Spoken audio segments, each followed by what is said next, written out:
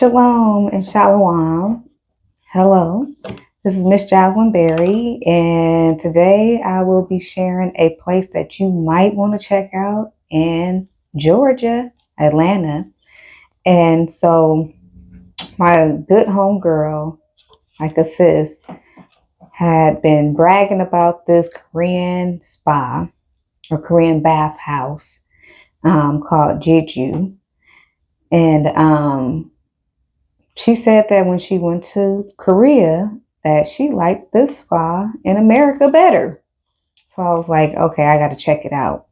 She did warn me that there would be some nudity. So I'll get to that later.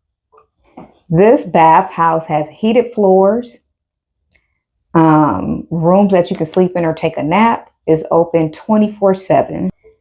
They have a salt room, charcoal room, jade room. They have mineral rooms. You can get a massage there. You can get your nails done. All different types of massages. When you first get there, you have to have your ID. They'll take your ID and they'll give you what's called a watch key. With that watch key, that's what you'll use to go into your locker. They provide toiletries and all of that, a towel and clothing for you to wear when you walk around outside of the grand locker and bath. When I went into the grand locker, grand bath area, I had never in my life seen so many naked women, especially Black women. It's not a big deal with the Koreans, but us Americans, well, now I can't even say that due to music and all the other stuff, how people dress. I'm half naked, but this was different for me, even being a birth worker where I see beautiful bodies as women give birth. But it wasn't the same. And you don't know what other people are thinking.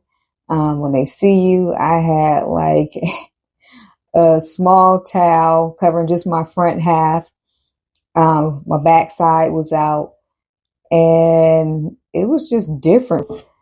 And I'm very comfortable in my own skin. I don't know. I just think back to Noah and how his son Ham saw him nude. The two services that me and my homegirl received was the $40 hip bath that you may know as a yoni steam, and also the $60 basic body shampoo. Don't let that name fool you, because that's where things went downhill for me.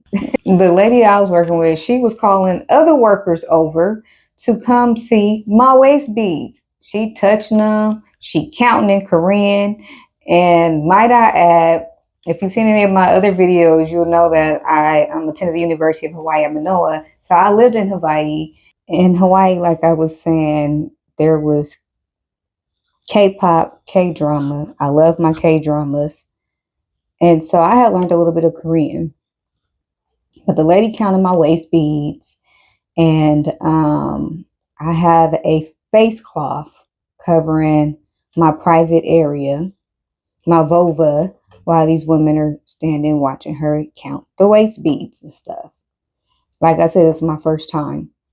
So she starts scrubbing me. And I'm like, hold on now. Excruciating pain is the way I would describe it. I just knew by the time this lady was done scrubbing and really scraping me that I had bled out. I didn't think I was making it back to California. By the time I got up, I was over that experience and I was looking at my friend like, do you love me? The lady barely threw water on me and just kept scraping and scraping and scraping. And I was just thinking, what's left of me? So would I recommend that? Personally, no. Another sister I have met had told me her first experience was rough, but you get used to it. But I'm not. I'm not even going to play with it. So if we look at Genesis 9, you can see where Ham saw his father's nakedness, and his two brothers went back with a garment across their shoulders, and they went backwards to cover the nakedness of their father.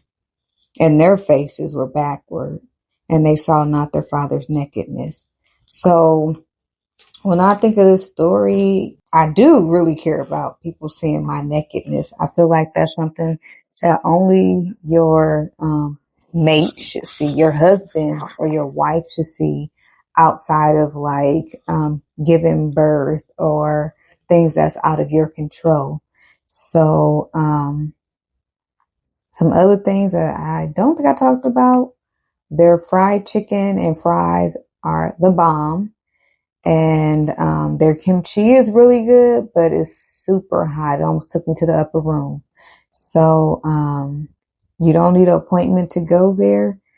Remember to bring your ID. I recommend it if that's something you would like to experience. And that's my story about going to the Korean bathhouse in Atlanta.